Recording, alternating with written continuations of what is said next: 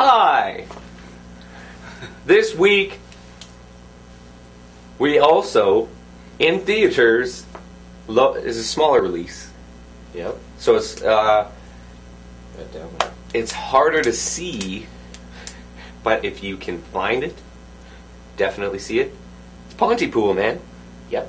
Let's fucking go.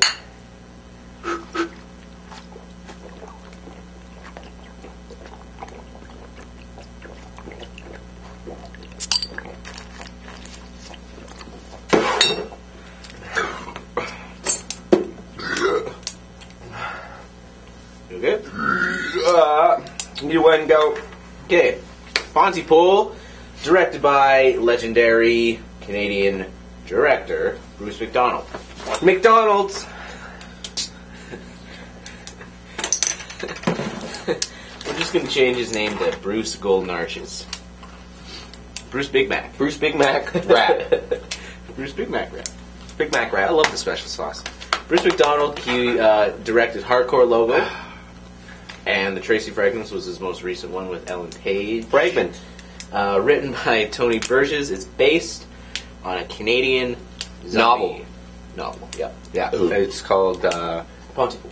no, it's not called Pontypool. It was Pontypool, Something like that. yeah, somewhere around there. But it obviously had Pontypool in the title, but... Starring Stephen McCaddy, who is that face that you see everywhere and you just don't know. IMDb him, his list goes on for days. Yeah, we IMDb'd him, and apparently he plays Hollis Mason in The Watchmen. And if you don't know who Hollis Mason is, he's the old Night Owl Yeah. that Patrick Wilson's character talks to at the start of the film. Cool. That is him. He was also in 300 somewhere, and... Somewhere he was in Shoot 'Em Up. Yeah, but that was cool. Somewhere. No, that was the scene where Clive Owen gets his fingers broken and shit. Oh, yeah.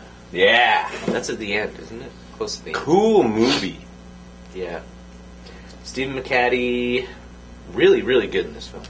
Unreal. His voice is made for this role, and like for radio. And I think your his voice just kind of sucked you in a little bit more, because there was that whole like 20 minutes, like first 20 minutes of the film where it was pretty much nothing but talking, but it was his voice that carried it so well.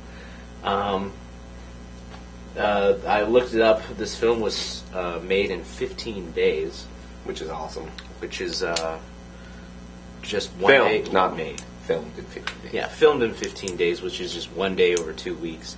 And if you think about the complexities to making a fucking motion picture, a lot goes into it. Like, normally pictures aren't shot in 15 days. Unless it's like the Blair Witch Project, where you go into the woods and film on a Handycam. But this is a movie that looks really good, acted really well. It's based in one location, so that probably is why it was so easy to film in 15 days. You're not going to film something like Eagle Eye in 15 days, where No. they're all over the planet. But I went into this film seeing the trailer and hearing just, rumors about it, and I walked out just completely amazed. I was really, really into this film. There's that turning point where the riots or whatever start happening outside, and it kind of turns. Like, from that point on, it's just like dark, and there's a lot of parts that don't make sense at all. I like this movie in that it took a concept that is hard to wrap around. Like, it's hard to get your head around at first, like these people are being infected from the English language. Yeah. So, and then the doctor comes in and he tries to explain like how this infects people, and it's like, it's when they understand the word is when it infects you. And it's like, okay, I still don't understand. But as it moves along, it's kind of cool, because you just don't know when it's going to happen. As soon as that one person starts repeating a word, they're just like, he's infected. That scene with the chick, and when she gets infected, and all of a sudden is just standing against the wall going, ah! Yeah, she's making the sound of the tea kettle. Yeah. Like, oh, that was cool. That was fucked. There was some crazy scenes. Like, you take... that's distracting. Very distracting. You take, like, one... It's pretty much one Yeah, it's only shot in like 2 different places. His car on the way to the studio and in the studio. Yeah. And like the different rooms in the studio, pretty much. The majority of the film takes place in the studio. Yeah, and I didn't want them to go anywhere else because it was a cool looking place, like in the booth. And the scenes where the chick is like hitting her face against the window. Yeah. And then pukes. And it's just like... I think she puked because she was biting the fucking electrical Cable wires. Yeah. Like when she was biting She the wires, looked- and then she came back and her mouth was like ripped open and Yeah. her teeth were all like burnt and everything. It was like, ugh, gross. Dude, I loved after like she died and they kept like going back to the exact same shot of her just laying there dead. Yeah. Like just spliced after she dies into random scenes also, and just like it pretty much like just shows you like now what's happening is they're trying to do this and act a certain way, but just to let you know this is still in the room with them and with you. And Yeah, watching it almost like I was almost expecting her to just get up. Yeah, because they kept showing it. Yeah. But I don't know, like just there's some really artsy looking shots with that, and like the whole look of this movie looked really desaturated and like I like really, how it looked desaturated. I because loved it. The whole movie is taking place in the dead of winter, during the middle of like a snowstorm. Yeah. So it looks like this very dark, like daunted place. And he says that one line where he's like, "I hate winter. It's like I'm living in the basement of the world," or something like that. And it felt like that. The whole movie felt like they were just stuck in this like desolate place that they couldn't get out of.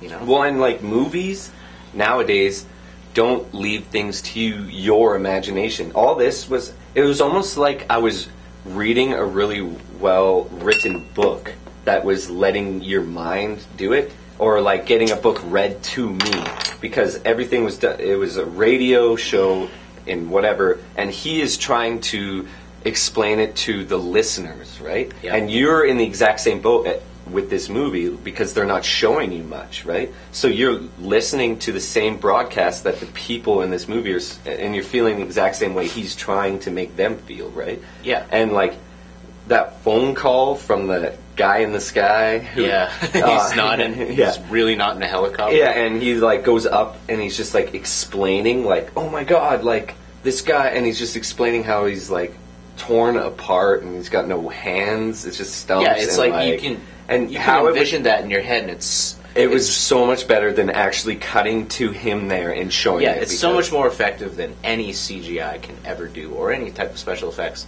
Like, just letting your imagination carry off on that was really good. I totally agree with what you're saying. It was...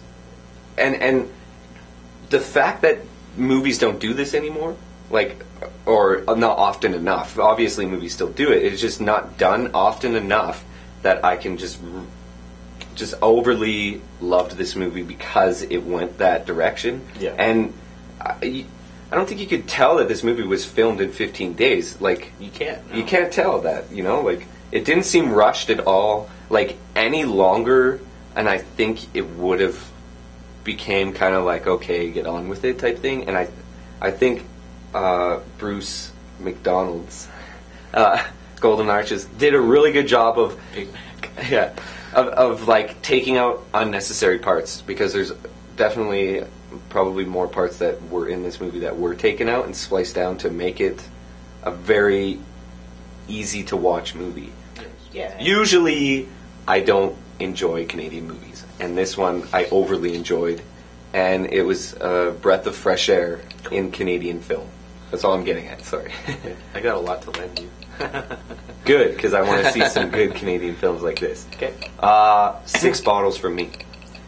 Awesome. I'm with you. I like last week I said that I Love You Man was my favorite film this year so far. I think Pontypool is my new favorite because 2 reasons. It's a new take on a horror genre that I've never seen before. Exactly. And 2, it's Canadian. It did everything right in my eyes. Yeah. See it, please.